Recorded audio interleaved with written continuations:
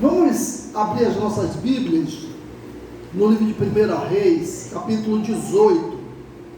1 Reis, capítulo 18. Os irmãos que forem encontrando, por favor, se coloquem de pé.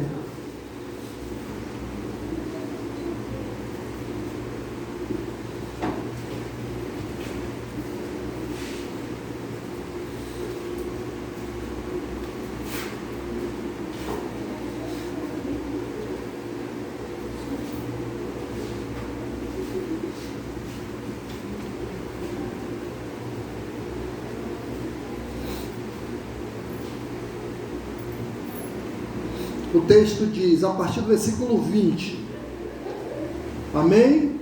A partir do 20, então enviou Acabe mensageiros a todos os filhos de Israel e ajuntou os profetas no Monte Carmelo. Então Elias se chegou a todo o povo e disse, até quando cocheareis entre dois pensamentos? Se o Senhor é Deus, segui-o. Se é Baal, segui-o, porém o povo nada lhe respondeu.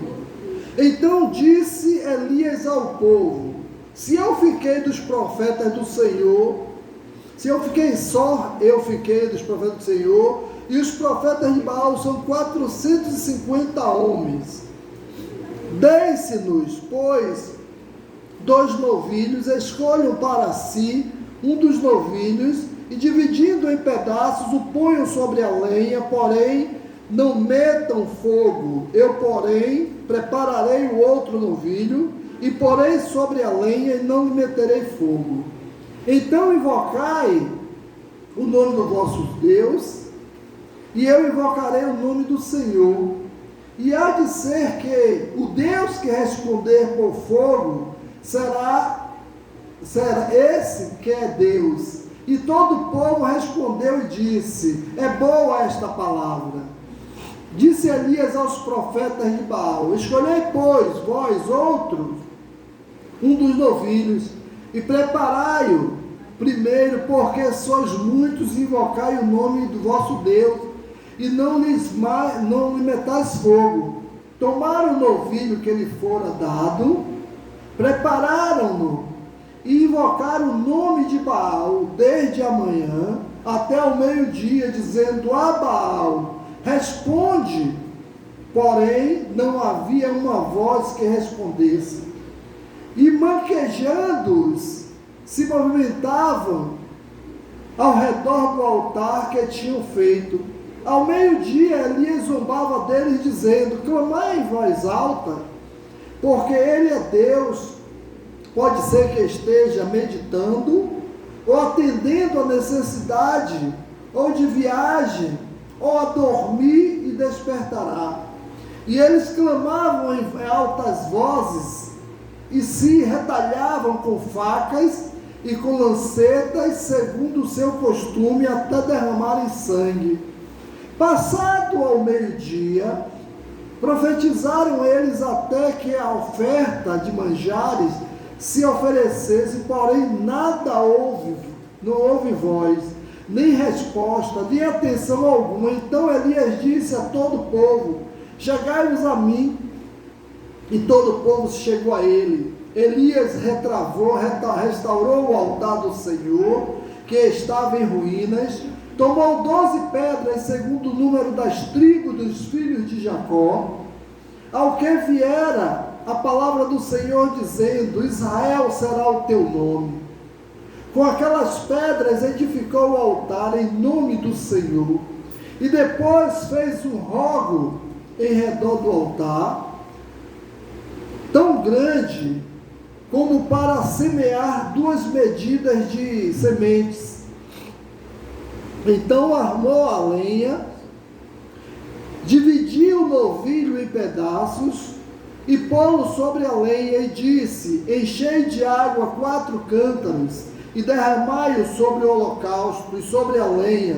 Disse ainda, fazei-o segunda vez, e o fizeram. Disse mais, fazei-o a terceira vez, e fizeram a terceira vez, de maneira que a água corria ao redor do altar. Ele encheu também de água o rego, no devido tempo, para se apresentar a oferta de manjares, aproximou-se o profeta Elias e disse: ó Senhor Deus de Abraão, de Isaque e de Israel, fique hoje sabido que tu és Deus em Israel, e que eu sou o teu servo, e que, segundo a tua palavra, fiz todas essas coisas. Responde-me, Senhor. Responde para que este povo saiba que tu, Senhor, és Deus, e que a ti fizeste retroceder o coração deles. Então caiu o fogo do Senhor e consumiu o holocausto, e a lenha, e a pedra, e a terra, e ainda lambeu a água que estava no rego. E o que, vendo tudo, o povo caiu de rosto em terra e disse: o Senhor é Deus, o Senhor é Deus. Disse-lhe Elias: lançai mão dos profetas de Baal, que nenhum deles escape. Lançaram mão deles, e Elias os fez descer aos ribeiros de Querim, e ali os matou, edificando o altar da minha vida. Amém, meus irmãos? Os irmãos podem sentar.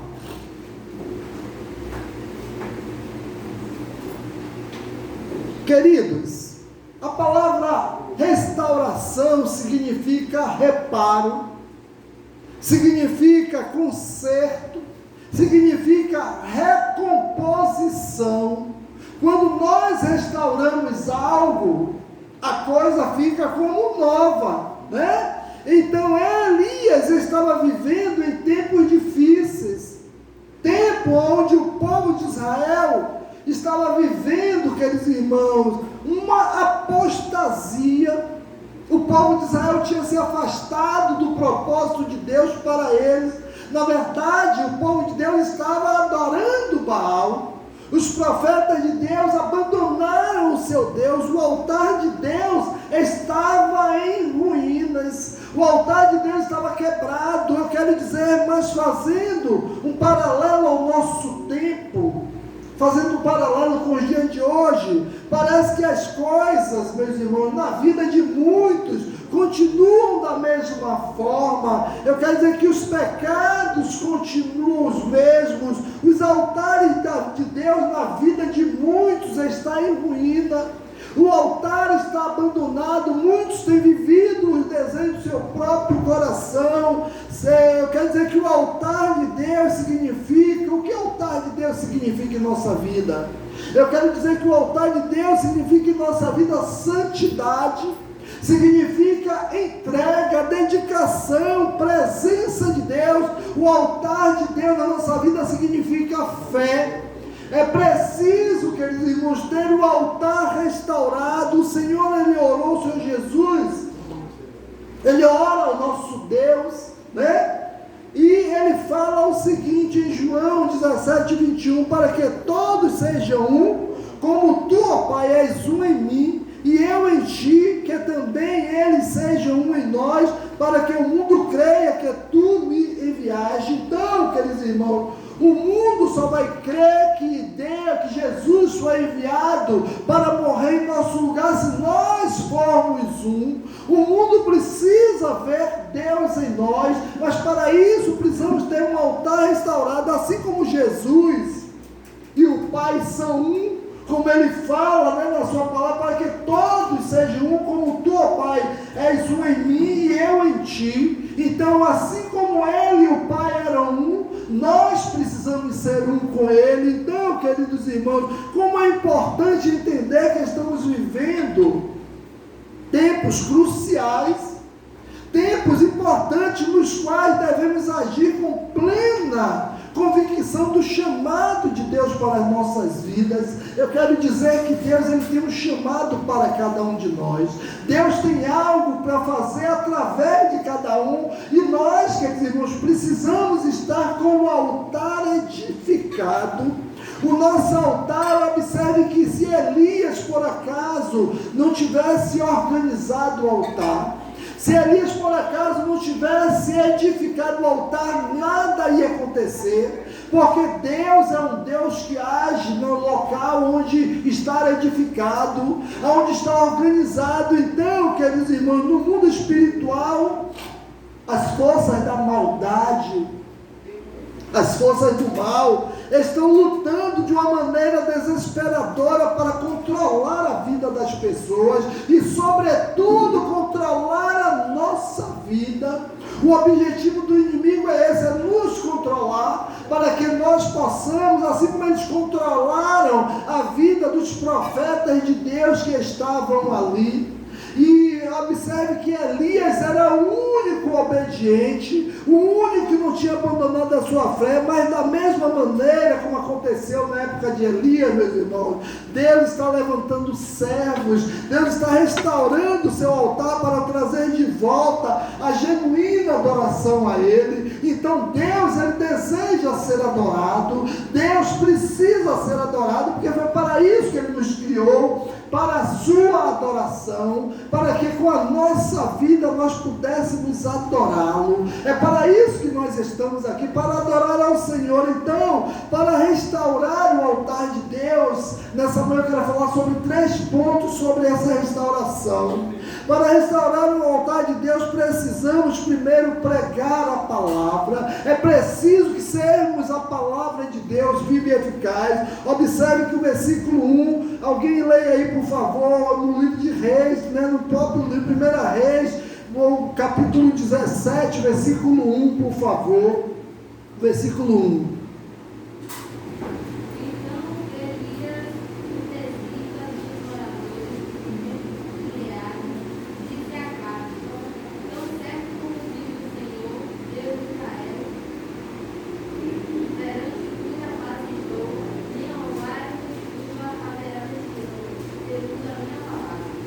Observe que Elias, ele não estava falando por ele mesmo, Elias não estava falando dele mesmo, então Elias não estava falando por si, mas falava com base na palavra de Deus. Precisamos ser essa palavra, eu preciso dessa palavra, você precisa, nós precisamos. Então cada um de nós, queridos irmãos, é como um profeta. Você é um profeta, você é uma profetisa. Então em nossos dias, então nossas palavras, eu quero dizer, queridos irmãos, que nossas palavras são como profecias, assim como Elias profetizou ali para Acabe, nós precisamos profetizar para quem nós encontramos. Foi para isso que o Senhor me chamou, foi para isso que chamou você, para que você fosse um profeta onde você está. Então, todas as palavras quando saem de nossos lábios, se transforma em uma semente.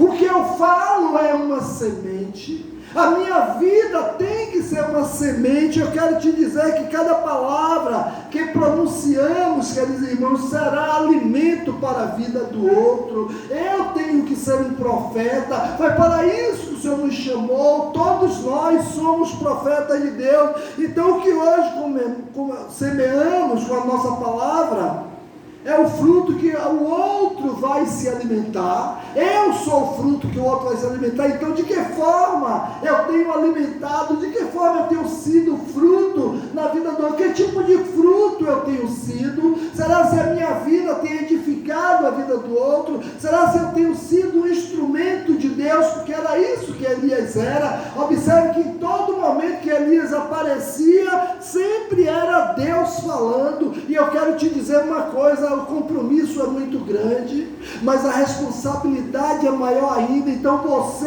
é um instrumento de Deus aonde você chegar, assim como Elias foi, assim como Moisés foi, assim como Jacó foi, assim como Pedro foi. Eu estou lendo um livro que fala sobre a cruz de Cristo, queridos irmãos. Observe que os discípulos, eles não se converteram antes de Jesus ressuscitar. Eles acompanhavam Jesus porque eles acreditavam que Jesus era aquele que veio para restaurar a nação de Israel. Era isso que eles acreditavam. Mas quando Jesus ressuscitou, eles entenderam qual era o chamado dele, que o chamado deles era pregar buscar a palavra do Senhor, e esse é o meu chamado, esse é o seu chamado. O propósito de Deus na minha vida e na sua é essa, fazer com que Deus seja conhecido. E observe da forma como eles creram, que eles colocam a vida deles em jogo, eles morrem pela palavra, morrem porque pregaram a palavra. E uma coisa que eu quero te dizer, nós não vamos morrer porque estamos pregando a palavra, não corremos risco, mesmo assim nós nos calamos, e eles, mesmo sabendo o preço que tinha a pagar, mesmo assim eles não se calaram. É como Elias sabia o risco que corria por ser um profeta de Deus, sabia que Jezabel queria matá-lo, sabia o ódio que Acabe nutria dele, mas mesmo assim ele não se calou. E eu quero te dizer uma coisa nesta manhã: você pode falar que ninguém vai tirar a sua vida, e ao contrário, você vai trazer vida, você vai ser um gerador de vida, porque Deus vai te usar, você vai ser instrumento de Deus para a transformação da vida de outros. Então eu também sabia que Deus havia chamado para restaurar o altar que estava sendo profanado pela sua nação. Foi para isso que Deus chamou Elias. E eu quero te dizer uma coisa: muitos altares estão profanados, muitos altares estão sem a presença de Deus, e sou eu, é você, somos nós que somos esse instrumento de Deus.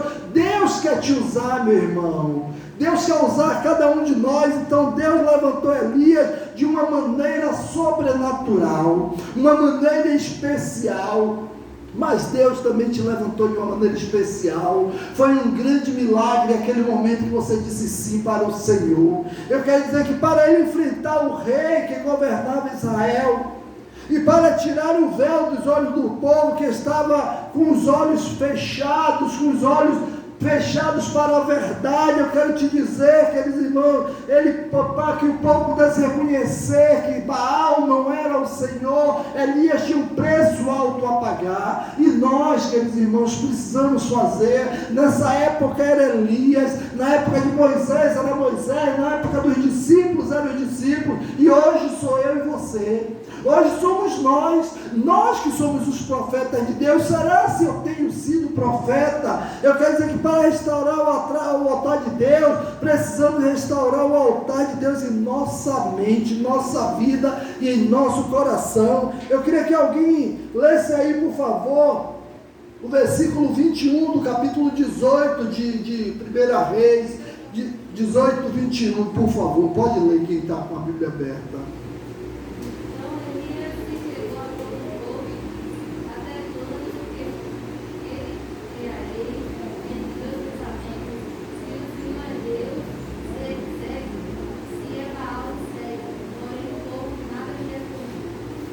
Observe que Israel aí adorava Baal, não era o Deus de Israel. Jezabel havia mandado matar todos os seus profetas, meus irmãos, todos, queridos irmãos, exaltar os falsos bruxos e adivinhas, mata os profetas de Deus e exalta os bruxos e os adivinhas, porque o objetivo de Jezabel era exterminar o povo de Deus. Então a idolatria é pecado abominável aos olhos de Deus, e quando nós idolatramos, quando nós adoramos o outro Deus, quando nós não adoramos o Deus verdadeiro, nós estamos vivendo em pecado. Então o adoraram juntamente com outros deuses. Então o povo de Israel estava adorando outro Deus. Algumas pessoas permitem que o seu coração encha de soberba, encha de orgulho, e com o resultado ficam divididos, meus irmãos, entre Deus e os outros deuses. Por isso que Josué diz: eu e a minha casa escolhi hoje a quem vós servis.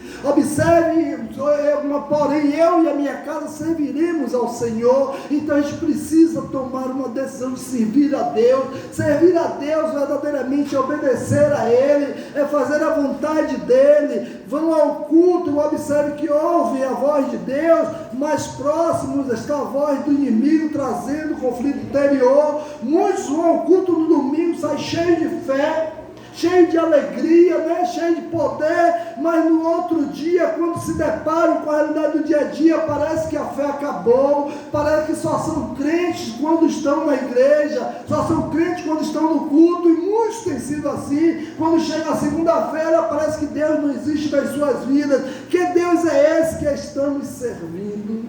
Que Deus é esse que estamos adorando? Né? Então, será que é o Deus, o mesmo Deus, o Deus de Israel, o Deus que criou os céus e a terra? Será que é esse mesmo Deus que estamos servindo? Muitos estão servindo a um Deus que não é o verdadeiro Deus. Eu quero dizer que precisamos aplicar a palavra de Deus ao nosso coração, à nossa mente, ao nosso viver diário, ainda que é o Senhor, queridos irmãos, ainda que Ele nos fale claramente o que devemos fazer, ainda que Ele seja muito claro, que fale ao nosso coração, à nossa mente, vem a voz do adversário e enche a nossa mente de mentira e o nosso coração, e muitas vezes estamos seguindo o adversário, estamos seguindo aquele que não é Deus, como aconteceu com os profetas de Deus ali, naquele momento, onde só Elias ele não conseguiu alcançar. Então Elias teve que confrontar o povo dizendo: até quando cocheareis entre dois pensamentos? Certamente o povo pensava: é Deus de Israel o Criador, mas às vezes adoravam outro Deus. Eu quero dizer que não, nós não podemos servir, queridos irmãos, a dois pensamentos, não podemos ficar em cima do muro. Por isso que a Bíblia diz que é melhor ser frio ou quente, porque os mornos serão vomitados da boca de Deus. Observe que não podemos no domingo pensar em Deus e no resto da semana ser escravo dos nossos desejos carnais, da nossa vontade, daquilo que queremos fazer. E a Bíblia só faz parte da nossa vida quando vamos para a igreja. O resto da semana ela está lá na estante, está lá guardada. A oração muitas vezes é uma oração tão rápida assim, diariamente, de 1 minuto, 2 minutos, que acho que Deus não dá nem tempo de falar com Deus. Observe, queridos irmãos, que devemos encher a nossa mente com a palavra de Deus. É preciso ter o coração cheio dessa palavra. E terceiro, devemos restaurar o altar de Deus com uma oferta correta. É preciso oferecer a Deus a oferta corretamente. 1 Reis 18:33, por favor. Com aquelas pedras edificou o altar em nome do Senhor. Depois fez um rego em redor do altar, segundo a largura de 2 medidas de semente. Amém. Observe que Elias sabia, meus irmãos, nesse momento aí, ele tinha convicção que Deus receberia a oferta correta. Ela precisava ser uma oferta correta. Então, qual é a oferta correta? Será que eu tenho oferecido a oferta correta? Que tipo de oferta estamos colocando no altar da adoração? O que é que eu tenho colocado nas mãos de Deus?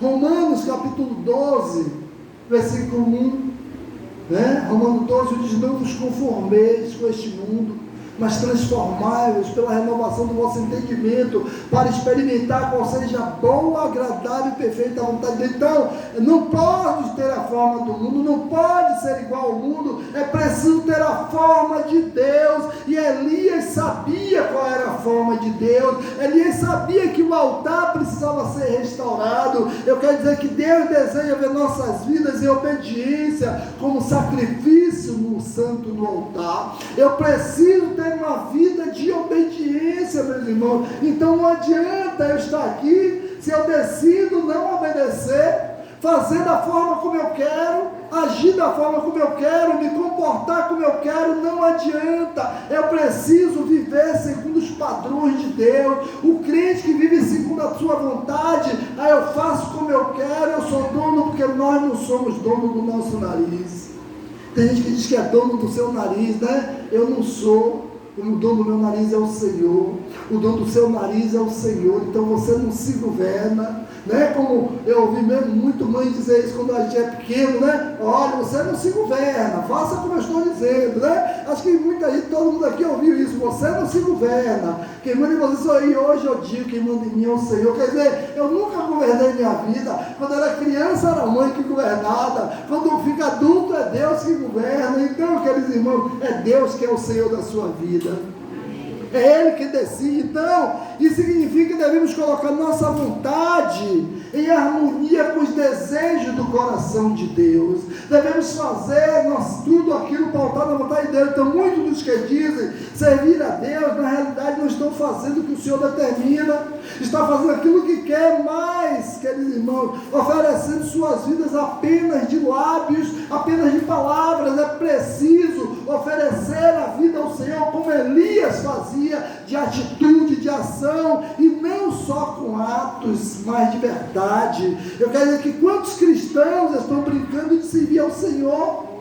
Tem muita gente brincando de ser crente, de servir ao Senhor, né? Um dia de cada um vai estar frente ao Senhor, vai prestar conta a Deus, mas quando somos confrontados em colocar a palavra de Deus em prática, aqueles irmãos, muitas vezes, desculpem a expressão, muitas vezes nós nos acovardamos, quando é para colocar diante de Deus, quando é para agir baseado como Deus quer na sua palavra, nós temos medo, nós damos para trás. Eu quero dizer que a vida de Abraão é um dos maiores exemplos de obediência e entrega. Observe que Abraão não foi covarde. No momento em que Deus pediu a ele a coisa mais importante que tinha na vida dele, que era o seu filho, foi o que Abraão fez. Abraão não questiona Deus, queridos irmãos. Abraão simplesmente ele obedece.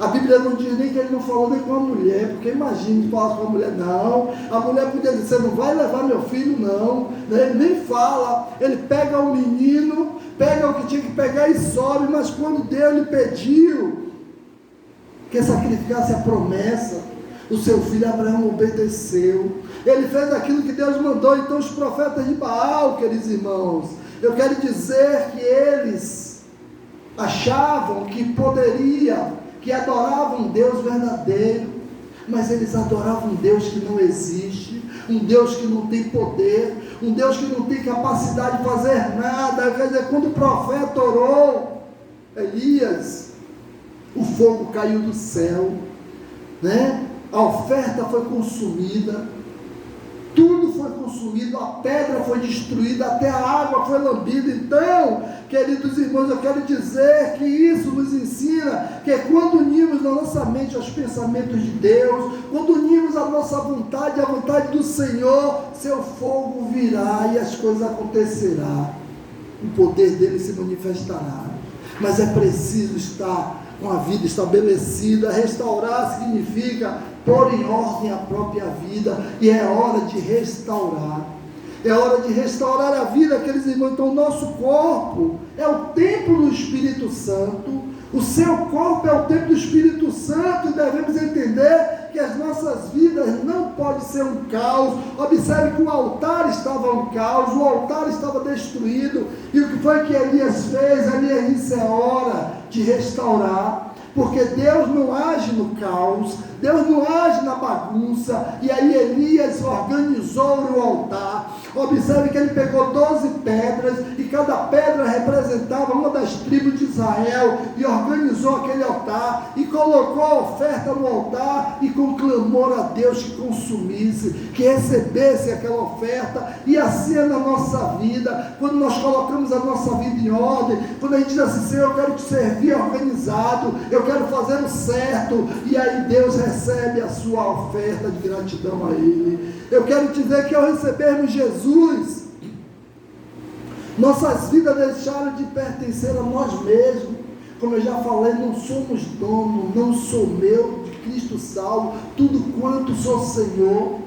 Não sou meu, meu Jesus sou todo seu. Mas será se é isso que tem sido o meu dia a dia? Então, queridos irmãos, talvez estejamos permitindo em nossas vidas coisas que não agradam a Deus. Então deixamos de ser de Deus. Quando somos de Deus, a nossa vida é dele. Vamos restaurar hoje completamente o altar de Deus, meus irmãos. Eu quero dizer que, mas também, sobretudo, restaurar o nosso relacionamento com Deus. Eu gostaria nessa hora que vamos ficar de pé, nós vamos orar, e nessa manhã nós vamos fazer uma oração diferente. Eu vou falar, e aqueles irmãos que vão ficar de pé, queridos, e aqueles irmãos que desejam, né, ter o seu altar restaurado, porque às vezes, queridos irmãos, nós estamos com o altar que não está restaurado, precisando de restauração. Mas aqueles que quiserem, que desejarem nesta manhã restaurar o seu altar, para que Deus possa fazer maravilhas através de você, para que você possa ser usado.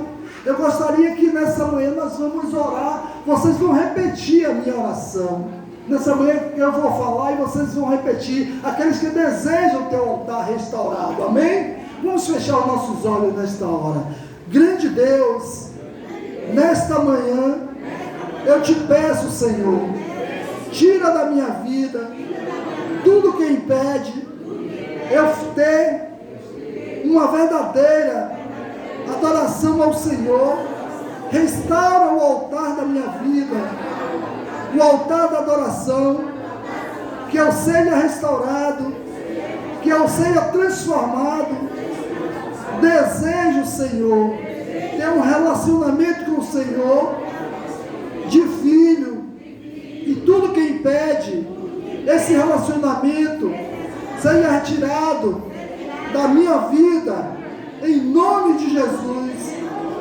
Restaura, Senhor, restaura a minha vida, para que eu possa prestar a verdadeira adoração ao Senhor, em nome de Jesus. Amém. Amém, queridos. Que nós possamos viver para o Senhor, que nossa vida pode ser um altar de adoração ao nosso Deus. Nessa hora nós vamos orar silenciosamente e agradecer a Deus por esta manhã. E à noite estaremos aqui para louvar e agradecer o nome do nosso Deus.